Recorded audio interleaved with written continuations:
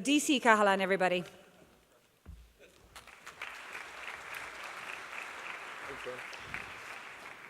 Hiya folks, can you hear me? Okay. That's like a no pressure intro if ever I heard one. As the lovely Jonah said, my name is DC Cahalane. There's a long story about why it's DC and not Donal, as my mother would call me. But yeah, genuinely everybody knows me as DC. And if you want to get me at any point after this, my email address is me@dc.ie. It's a great email address. So I guess what I'd like to talk to you about is give you a sense of what I'm at now, and then go back in time and tell you how I got here, because I genuinely believe that one of the skills that we have in Ireland as entrepreneurs compared to other countries is we have a very, very, very strong entrepreneurial community. And what does that mean in practicality terms? It means that we all help each other out. Like every single problem that you'll come across as an entrepreneur, somebody else has had that problem before. And in other countries, there would be an attitude of, like, we'll just let them go through the pain as well as some sort of a rite of passage. In Ireland, the sign of a good entrepreneur is like you just want to do everything possible to kind of have others avoid your same mistakes. And it's an incredibly powerful thing when you decide that you're going to give into, as I call it, the illness. Because the thing about an entrepreneur, you will never be happy working for anybody else. I in my life, have gone through periods where I've worked for other people, I've worked for myself, I've worked for some of the top entrepreneurs in Ireland, but even working for them, there was always that thing of, in the back of your head, the voice was telling you, I don't quite agree with the way we're doing that, or the way we're building that experience, or the way we're marketing that product. So for years, I've just referred to it as the illness. If you're an entrepreneur, you might go through periods of employment, but you will never, ever, ever be happy working for anybody else. So as Joan said, my current role is I'm the co-founder and CEO of a company called Republic of Work.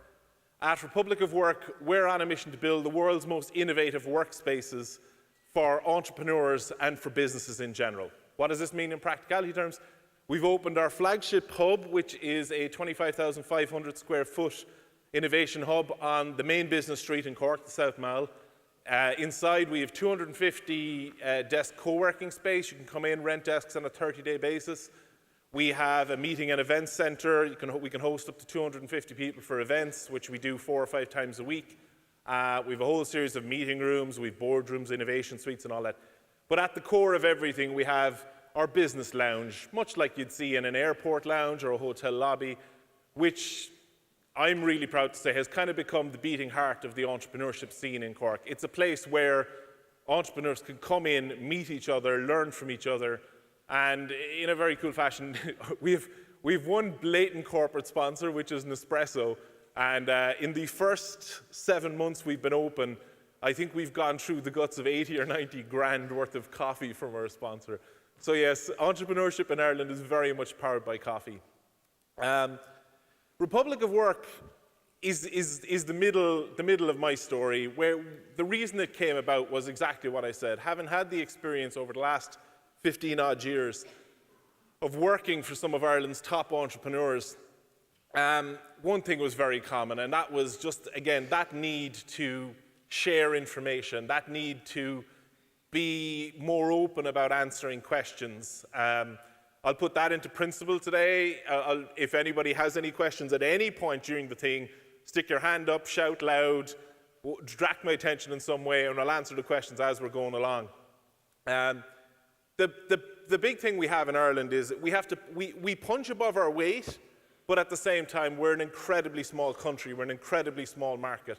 And if you want to make a successful business in Ireland at scale, you know, you do have to look at abroad, and you do have to look at other markets. And the great thing about Ireland is that we start with an advantage on the basis that we're Irish. Most countries in the world love Irish people.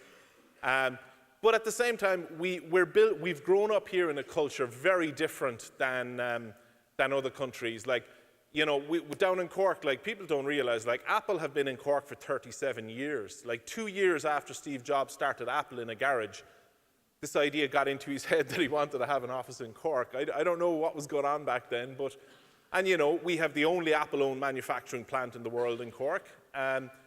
You know, you come to somewhere like Dublin and, you know, you go to somewhere like Grand Canal Quay and you stand and you look at Facebook, Google, Airbnb, LinkedIn and everything.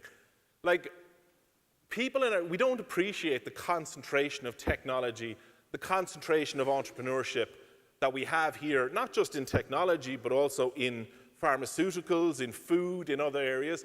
I'm just back from 10 days in Shanghai. One of the guys in our party was we call him an avid smoker, and every 20 minutes was going off to buy a box of cigarettes. Every single corner shop you go into in Shanghai sell Kerrygold butter and Avonmore milk. Like, I mean, we have built some of the world's coolest businesses out of Ireland.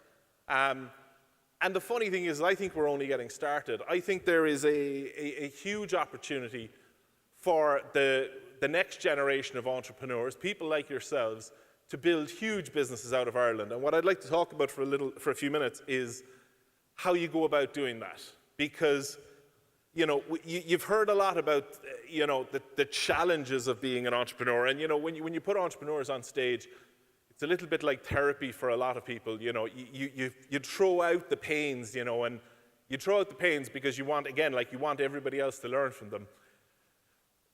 What I'm going to talk about for a second is the two businesses. To give you perspective, the two main businesses I was involved in, a business called Trustive, a business called Teamwork. Trustive, we built it from 3 people who started off to selling it for $43 million in just under 3 years. Teamwork.com, a company down in Cork. Teamwork.com, or the easiest way to explain it is, the first thing every single Disney employee in the world does every morning is turn on Teamwork. While I was working in Teamwork, we were a giant bunch of nerds. We had the script of, at time, the next Star Wars movie on our servers. And that's the level that Teamwork play at. They have grown, in the last 4 or 5 years, they've grown from 11 people to 185 people. They do about $2 million a month in revenue at a ridiculous profit margin.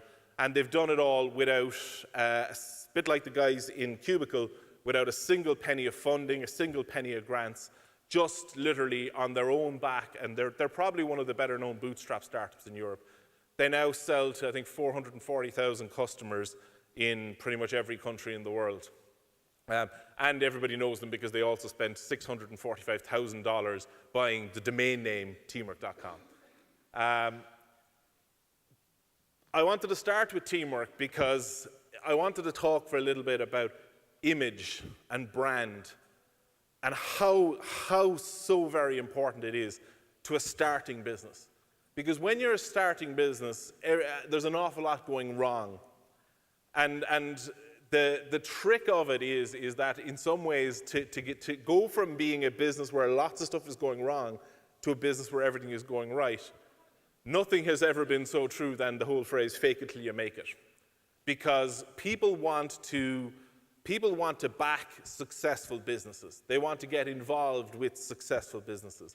They want to get involved with businesses that they see on the rise. So as founders of companies, there is a very thin line between the business that you have and the business that you want it to be.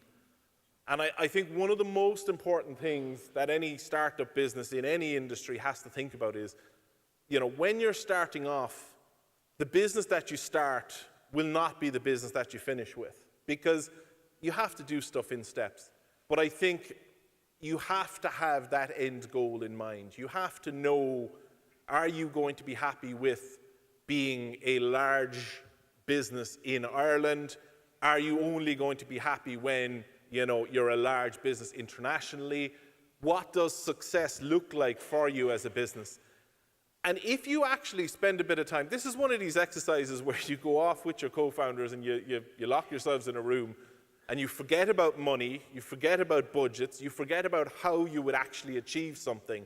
And what you do is you dream big. You literally put it down on a paper. You can go all mood boardy on this if you want to, but you put down on paper your vision for your business, where you want to get to, what you think it will look like. I mean, you know, in terms of if you are building, say, a technology product, you know, what websites on the internet at the moment would best represent, you know, what you would look at.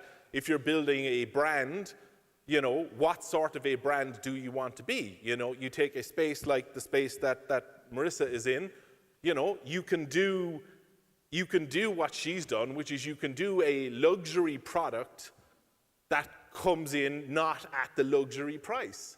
And a lot of the questions that you're going to be asked as an entrepreneur in terms of as you go along, as you have investors talking to you, as you have journalists talking to you, as you have mentors talking to you, they're going to want to know, what is it at the core of your business? Like, what's the soul of your business? Where are you trying to get to?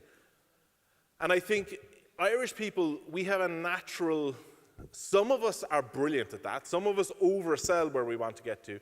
But I think more entrepreneurs need to start with a bigger dream than they have. I mean, maybe your dream is to open, one space in a particular, one beauty salon in a particular town in Ireland.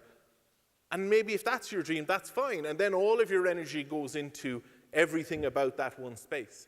But maybe your dream is that you want to open a chain of these across Ireland and across the UK and across elsewhere. If that's your dream, well then from day one you need to be thinking about, well, what we build here, we need to be able to replicate in other places. So my first bit of advice in the whole marketing, brand, image space is you actually have to have a plan of where you want to get to. You have to have that vision. You have to, I've always had this thing for years of look at the brands that you feel close to. I mean, this does not mean copy from people, but if I was to say today I'm launching a drinks brand, if I tell you, well, we're taking our inspiration from Red Bull versus we're taking our inspiration from Hennessy's versus we're taking our inspiration from Fanta, you can kind of get a picture in your head that how you would market, how you would brand, how you would run those three businesses would be completely different. Second thing I would say is you have to think about your marketing from the day one.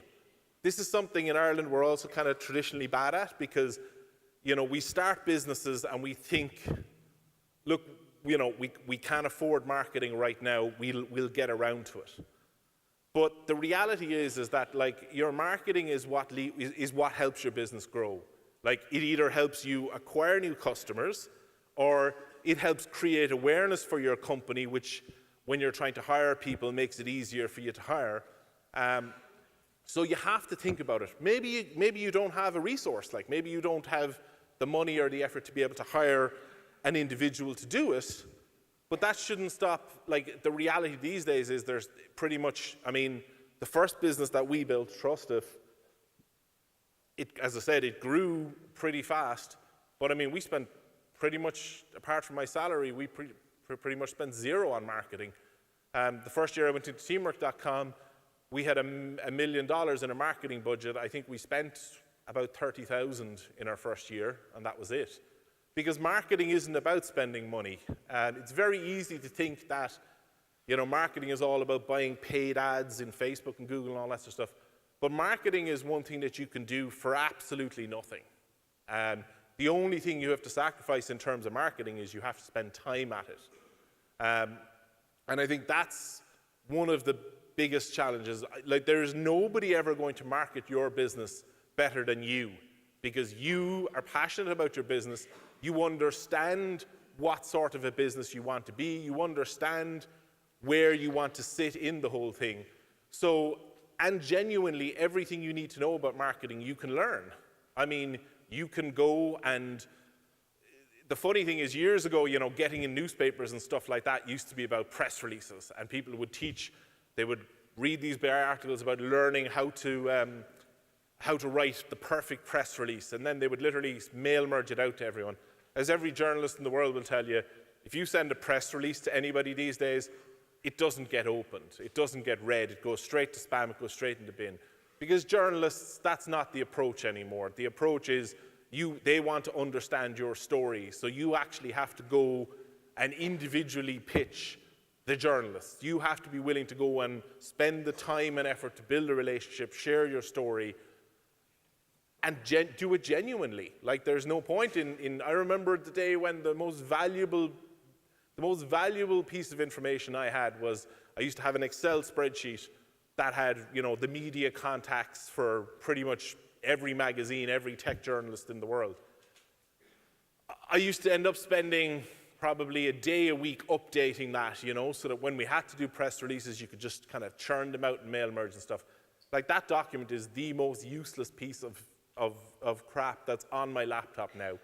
Because every single time that we want to pitch a story to journalists, we have to sit and we have to come up with, A, why is this an actual story? Why is this something that journalists will want to cover? Like boasting an ego and saying, we've just launched a new product. That's not a story. A story is how your product is actually going to help the journalist's readers solve something, do something, or better.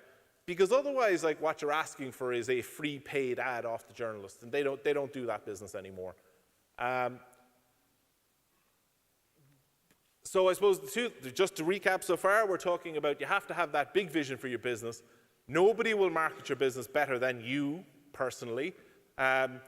When you get to the point that you can afford a marketing resource, that's going to be a very important hire for you.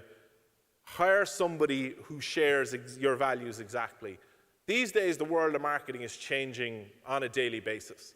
So somebody having 8, 10 years experience, 2 years experience, 1 year experience in marketing actually means nothing anymore. Because, if I hire somebody with 10 years marketing experience, the 10 years experience they have is in platforms that actually nobody uses anymore. So what's far more important when you're doing marketing hires is that you hire somebody who is open, who looks very much at where are the audience that we need to talk to, and then is willing to go and actually work out the lessons on how to actually market to them properly. There's a natural thing. Most people these days, there's a natural barrier against marketing. Like, as I always said, there's now first of all, it's very difficult to get people's attention these days because, as Maeve was speaking about earlier, the sheer amount of noise that's out there, you have to get somebody's attention, and you have to get their attention before you ask them to do anything. So just pushing out sales messages, you see it, like, social media is the worst in the world for this. Like, content on social media is what's important. Not frequency, not volume. Like, if you start pumping out, buy this, buy this, buy this, go to our website, see this, like, that's where people just start blocking and unfollowing and stuff like that. You have to use your social media to deliver value to people. And you look at the best people who get this right, they deliver value before they ask for the sale. And that's the future of marketing is all about delivering value, because everybody's attention, as we've seen earlier, is so valuable these days that nobody is willing to give it up for free. So no matter what product or service you're trying to sell, you have to work out how you can, pretty easily deliver an element of value to your customers. And then once you've delivered a little bit of value, you deliver a little bit more, and you deliver a little bit more, and then you get very quickly to a position where you can ask for something back from them. I'm going to segue a little bit now before I finish, just in terms of, I suppose, just a couple of learnings that I've gotten out of some of the entrepreneurs that I've worked with. I'm often asked, common characteristics, like the entrepreneurs, the successful ones, what do you see in them? The first one is the easiest question in the world. The first one is sacrifice, pure and utter sacrifice. None of the guys and girls who've run successful businesses anywhere in the world, can tell you what happened in the last season of House of Cards. Like, most of them don't have Netflix accounts. And that's not in some sort of a personal torture. It's just that they live and breathe their businesses. They wake up when it's dark, and they go to bed when it's dark, and they don't try to treat entrepreneurship like a 9-to-5 job. And that it's a huge danger in kind of modern culture because, everybody talks about, it's great to be an entrepreneur, the freedom it gives you. You get to pick your own hours and stuff. You do get to pick your own hours. You get to choose whether you get up at 5 a.m. or 6 a.m. and then whether you go to bed at 11 o'clock or 12 o'clock. Because the reality is it is extremely difficult. And, they often talk about 2 in 10 businesses are successful. the 2 in 10 businesses are successful things, it really comes down to how you measure success. Like, in terms of being runaway successes, 1 in 50 businesses. Like, if you're looking to be a millionaire type stuff, 1 in 100, 1 in 200 businesses. And you have to realize that's the thing. If you're going to be an entrepreneur, you have to be all in. And you have to be willing to sacrifice now on the slight chance that in a couple of years or in 10 years, you have this amazing occasion where you've built this incredible business and you potentially either, at that point you can sell, or at that point you can take more money out of the business or whatever. But I mean, every entrepreneur I've ever worked with is the lowest paid person in their company, is the first one in the morning and the last one out at night. And genuinely, they just put everything into it. I mean, it is a sacrifice, and it's something that you hear the term lifestyle entrepreneurship. Well, there's no such thing as lifestyle entrepreneurship. If you're a lifestyle entrepreneur, you're kind of ticking through life. You're living a lifestyle, but it's not the lifestyle of an entrepreneur. The idea that you can get up in the morning at 10 or 12 o'clock and you could do a bit of this and a bit of that. And I mean, I suppose in some ways it's very much at the forefront at the moment in terms of things like Instagram influencers and stuff like that. But if you actually look at the successful influencers in any space, they're putting in 70 and 80-hour weeks. They might be tweeting or Instagramming 3 or 4 times a day, but behind the scenes, every single post they're doing, they're spending 2 to 3 hours on them. But yes, there is, as I said, one of the biggest challenges is, there's a nature in entrepreneurship to kind of oversell the hype and oversell the glory and undersell the hard work and undersell the pain. And I think that the best entrepreneurs are the ones who recognize that from early on, that there is an advantage to kind of making things look easy, but at the start of your careers, at the start of your point where you're looking at ideas and you're looking at stuff, please just remember that it isn't easy, and it isn't an easier alternative to a 9-to-5 job. It is still a better idea to go and get a job, as your mother would love, get a job in the bank, get a job in the civil service. But if you get a job in the bank and a job in the civil service, you'll do the same thing for the rest of your life. You'll get a fine pension out the end of it. But if you're meant to be an entrepreneur, you'll last probably about 6 weeks and then you'll quit. I suppose what I'd love to do in the couple of minutes is, does anybody have any questions about anything? Because there is always, like everything, there is a time for talk. There's a time to get answers to questions. I love answering questions on absolutely anything, including where you get money to start your businesses. But I think the trick is, if you're really genuinely thinking about starting a business or getting involved in a business or have a business, when you come to events, it's about the opportunity. There's an opportunity cost of being here this afternoon, in that it's time that you're not out selling for your business. So you have to get into the habit of, when you go to events, that you're either going there to meet the speakers, you're going there to meet the organizers, you're going there to actually achieve something from the event. So if, before I get thrown off stage, anybody has a question, I'd love to answer it.